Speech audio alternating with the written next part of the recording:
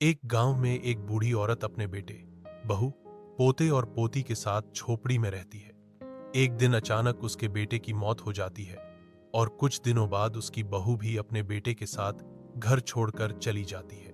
अब बूढ़ी औरत और उसकी पोती अकेली रह जाती है। गांव का सरपंच उनको झोपड़ी से निकाल देता है। बूढ़ी औरत और उसकी पोती गांव से शहर आ जाती है, जहां पर उनके पास ना घर था और ना ही कुछ खाने को था। वो दोनों खाने के लिए भीख मांगती है और एक दिन का गुजारा करती है। मगर पोती को भीख मांगकर खाना अच्छा ना लगा और उसने कड़ी मेहनत करने का फैसला किया। अगली सुबह वे लोगों के घरों में जाकर काम करती और उनसे पुरानी किताबों की रद्दी ले लेती। किताबों में से कुछ अच्छी किताबें वे अपने पढ़ने के लिए निकाल लेती और बाकी वे बेच देती और इन पैसों से अपने और दादी के खाने के लिए कुछ ले लेती।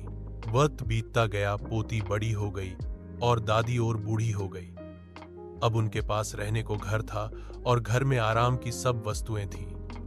एक दिन दादी अचानक मर जाती है। लड़की बहुत दुखी होती है। किताबों को पढ़कर लड़की ने काफी ज्ञान हासिल कर लिया था। एक दिन उसने कौन बनेगा करोड़पति धारावाहिक देखा और उसमें जाने का सोचा, जिसके लिए उसने बहुत सी कोशिशें की। एक दिन उसका सपना पूरा हो गया। उसे धारावाहिक में जाने का मौका मिल जाता है। उसने धारावाहिक में पूछे जाने वाले सारे सवालों का जवाब सही दिया और 1 करोड़ रुपए जीत लिया। अब उसने सारे पैसे से एक वृद्धाश्रम खोला, जिसमें वे अपनी दादी जैसी कई बूढ़ी औरतों की देख रेख करती। एक दिन अचानक उसके वृद्धाश्रम में एक लड़का अपनी मां को छोड़ने आया, जिसे देखकर वह हैरान हो गई और उसकी आंखों में आंसू आ गए।